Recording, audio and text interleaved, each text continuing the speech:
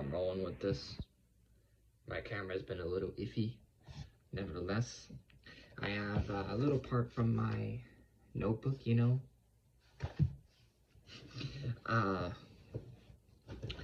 I plan on reading it. But it'll be shorter than it looks, you know. Don't hold me to it. But nevertheless, here I go, right? And this is going to be a little bit personal. This is definitely my own existential plea to God a little bit, you know, but I think this may be pretty useful for someone. So, yeah, I'm going to read this, right? Lord, I struggle to live by your standards. You've done so much for me, and I've done so very little for you. I want to do so much more, and yet I keep believing that I'm incapable. I'm always so lost, and I even hurt myself in the process of trying to change. I lack so much self-respect and respect for your creation, Lord. I'm sorry. I've been training my brain on this.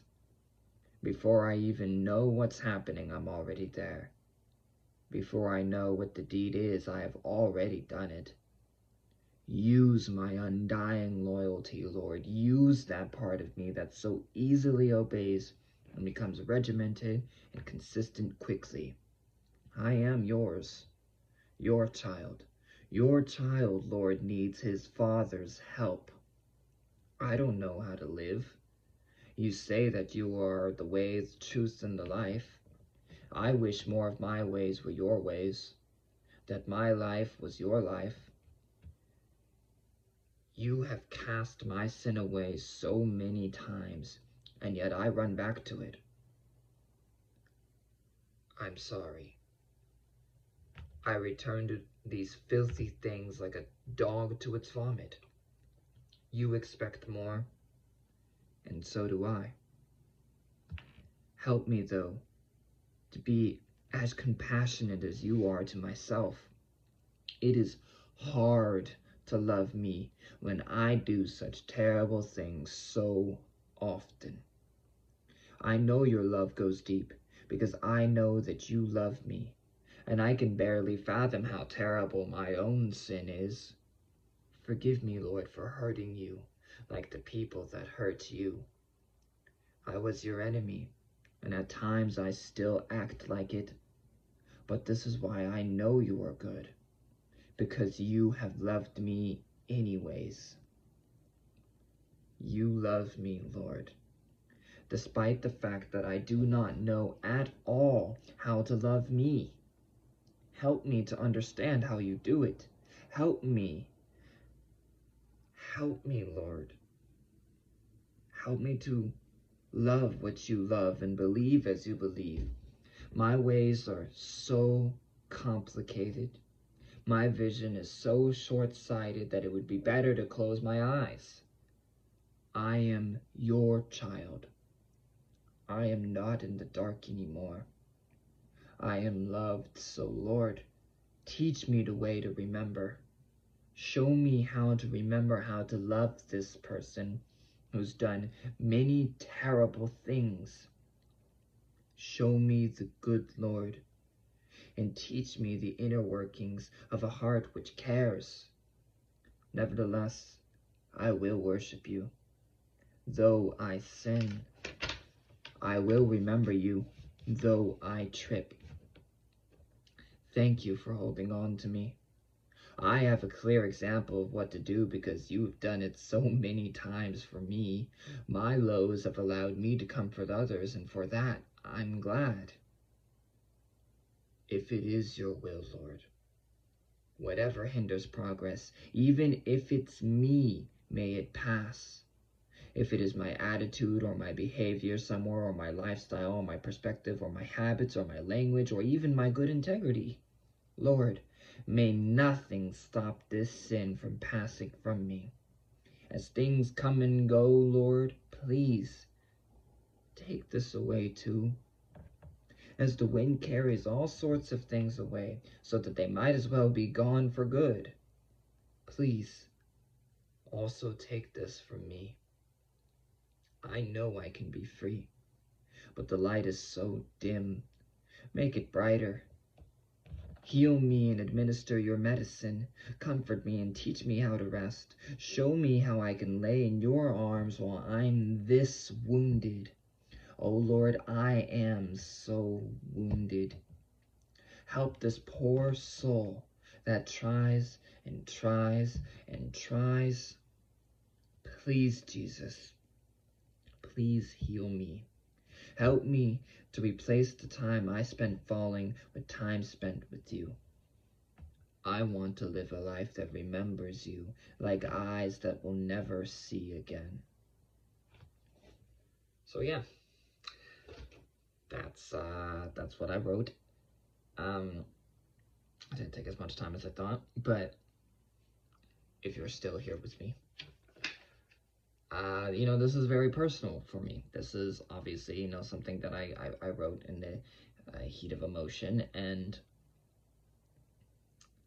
I was certainly pleading, but something I want to take away that I want to make somewhat of the object of this video is I want to emphasize, I guess, the last part here, which will maybe be useful to someone, which is, as the wind carries all sorts of things away so that they might as well be gone for good, please also take this from me.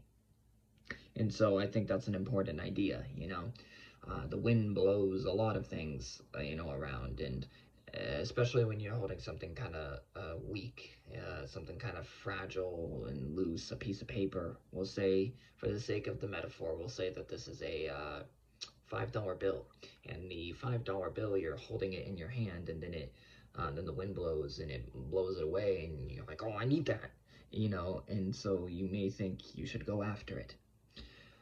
But then, after you start going after it, the wind blows again, and it just keeps blowing, and it just blows it up into the air, and it, goes several feet above your head, and there it goes.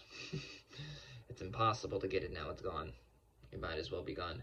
And so, what I'm saying here is that, of the things which hinder progress being defined as moving in the right direction defined as moving towards that which you should, right?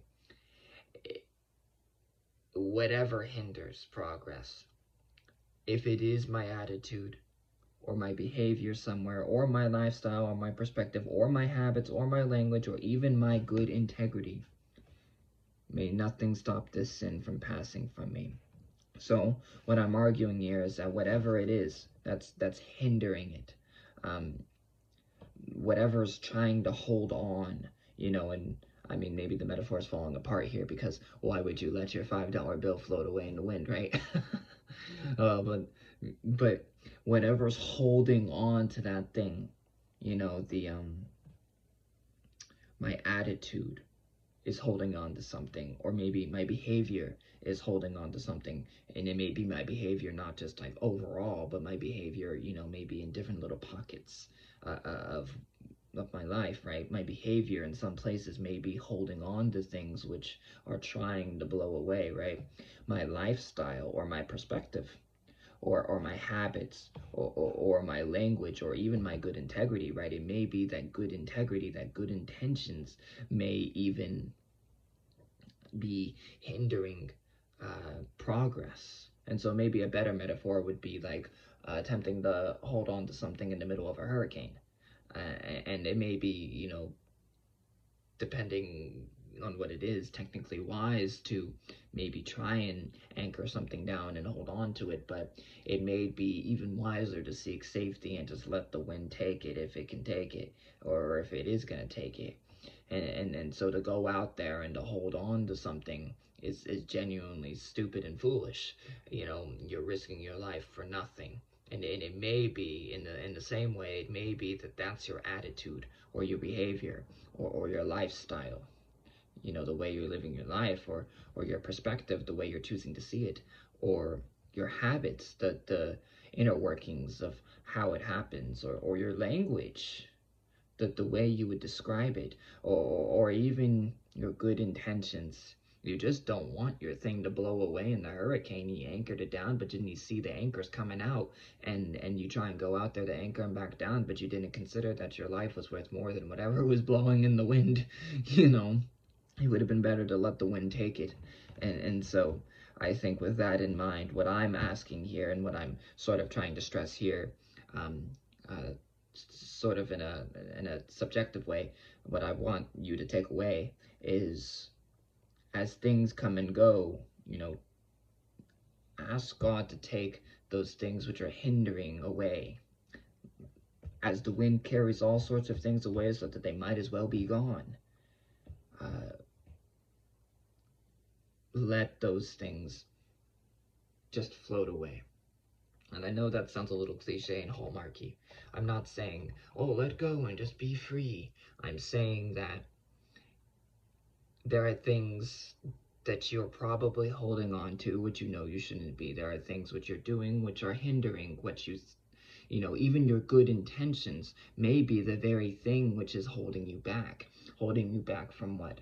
Holding you back from the joys which you could be having, with the experience which you could be experiencing, with the understanding which you could have, and the places where you feel lost and broken and ignored, where you feel neglected, where you don't understand, where you're confused, where you feel like you need a solution and you need an antidote or whatever. For whatever it is, a place that's lacking. It may be that it's because you're holding on to something that should and would be better off blown in the wind, you know? I hope this message has been communicated well. But nevertheless, I've spoken enough. I've been talking for way too long. See, I'm even in need of my dear bath and water. Nevertheless, I'll see you.